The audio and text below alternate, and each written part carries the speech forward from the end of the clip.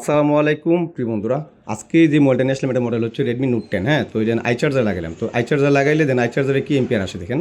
I charger লাগাইলে 0.2 দেন, এই যে 0.2 নিচেরটা, হ্যাঁ 3 নাম্বার 0.2 এম্পিয়ার আসা, মানে এই জায়গায় এসে দাঁড়ায় থাকে। আর এমতো অবস্থায় 100% শিওর থাকেন যে আপনার মোবাইলে প্রাইমারি এবং সেকেন্ডারি কোনো শর্ট নাই। তো আমি পাওয়ার সাপ্লাইয়ের নেগেটিভটা আমি চার্জিং পুরে লাগাই দিলাম, এক জায়গায় লাগাই লইলো আর গ্রাউন্ড এক জায়গায় লাগাই লইলো। আর পজিটিভ লাইনটা পাওয়ার সাপ্লাই পজিটিভ লাইনটা ব্যাটারি টার্মিনালের পজিটিভ লাইনে আমি ধরলাম। ধরার পর এখন আমরা দেখবো যে মোবাইলের সমস্যা কী দেখেন।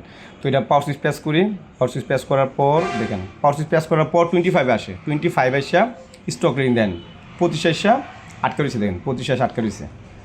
তো 25 যেহেতু আটকে রয়েছে, এটা 100% শিওর থাকেন এই মডেলগুলো, এটি কোয়ালকামের চিপসেট, এগুলো সিপু থেকে সিপু ড্রাই সোল্ডার কারণেই হয়। তো আপনি আরেকটু জিনিস চেক করতে পারেন, আপনি বাক ভোল্টেজগুলো এলডি ভোল্টেজগুলো চেক করতে পারেন যেখানে ভোল্টেজ কোনো মিসিং আছে কিনা। হ্যাঁ, তো এখানে ভোল্টেজ মিসিং পাবে না, যেহেতু রিডিংটা স্টক রিডিং, এখানে ভোল্টেজ মিসিং পাওয়ার কোনো সম্ভাবনা নাই। তো এটা 100% শিওর থাকেন যে মোবাইলের সমস্যা একমাত্র সিপু থেকে। সিপি হলো SM6150। তো এই মোবাইল যদি সিপি রিবল করার পর ইনকেস না হয় তাহলে আমি এমএনসি রিবল করে দিবেন, 100% হয়ে যাবে। আজকে এই পর্যন্ত, ভালো থাকবেন, আল্লাহ হাফেজ।